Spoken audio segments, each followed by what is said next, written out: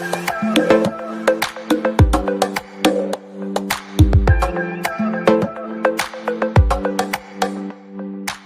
it will be a pleasant year for you and I in Jesus' name. Don't forget.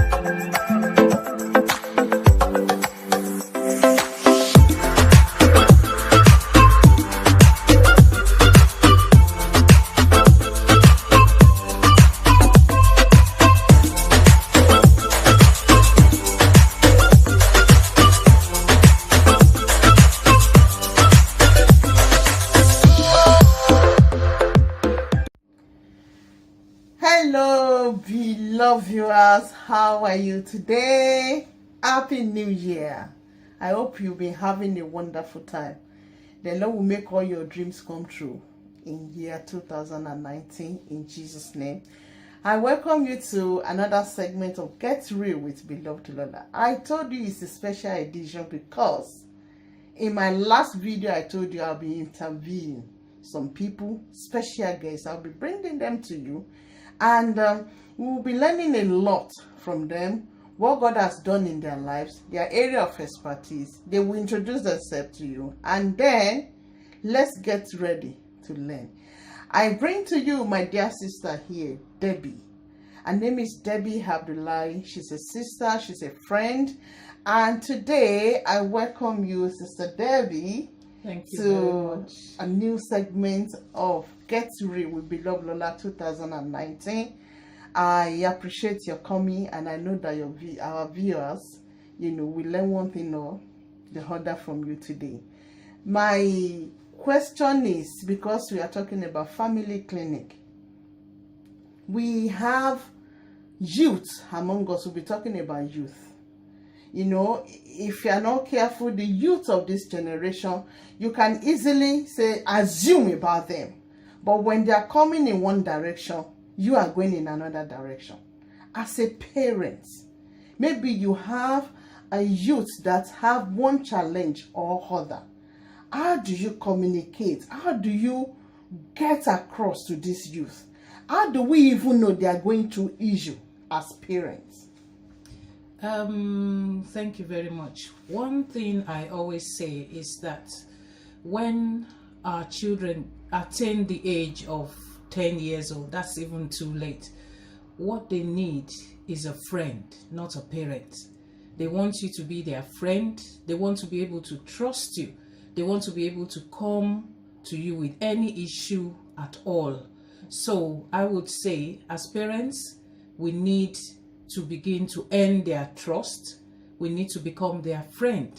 And for a while, just drop your parenthood hat. Because one, they know already that you are the parents. They just want someone they could confide in, someone that they would look up to as their best friend.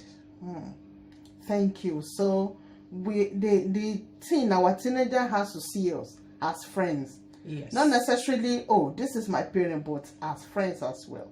Yes. Now, how about the case of a single parent that has youth? Maybe, for instance, a dad that has a female youth or a male teenager. How is he going to get across? Because at a point in time, they grow up fast, and before you know it, they have different needs. I'm sure my viewers will agree with me. And for a parent like that, how will he get across? Maybe you have a youth that you sense it, that this my teenager is going through issue. How do I get across to him or her? First of all, when it comes to single parenthood, what I would say is, say a father, for instance, having a daughter, what I would say is, one, you have to read a lot. You have to try and get information on what female children go through, what experiences they have, what challenges they have. And in getting all this information, obviously you have relations who are female. You ask them questions, and from the answers that they give you, you are able to answer your child. You are able to counsel your child and to give your child the right information. The most important thing is for your child to trust you and to be able to come to you for anything. Okay. Viewers, I'm sure we parents, we can learn from that. Trust, communication, friendship. Make sure we befriend, make sure we communicate, make sure that we are trustworthy. That is, that teenager is able to come back to us anytime, any day, to confide in us. Not to be judgmental, but to come down to their level and relate with this youth. And then, let's quickly talk about peer pressures. We have some youth that they just have that sense of, I want to belong. I want to do what my mate do. I just want people to see me as I am, that, oh, I have arrived. And this peer pressure is actually putting pressure on them. And not only is it's putting pressure on the parents. How do we handle this? It takes us back. You have to earn their trust. You have to befriend them. And by being their friends, no matter what the challenge is out there, they will come and ask you. They will come and talk to you about it. So you are able to give them godly counsel. You are able to tell them, oh, you know what, if you go through this is what will happen. And then from your own experience as well, you know, there are times whereby we as parents have failed. You don't hide that from your child. Let your child know that at some point in time you missed it or you made some mistakes. Then they will trust you more because you are telling them the truth. You are letting them know that you are not that superhuman being who has never made any mistake in their lives. So we have to be open, and by that you will not even have any fear, because before they make any decision, they will come to you. Thank you. That is, let them learn from you. That is what you are trying to tell us here. Yes. That, you know, from your own mistake, don't be ashamed to, you know, let them know that this, I've gone through it. It pays me, it doesn't pay me. Let them know. Let them know your strength. Let them know your, you know, your weaker area. So that by doing that, you are giving them that confidence that, look, I am here anytime, any day.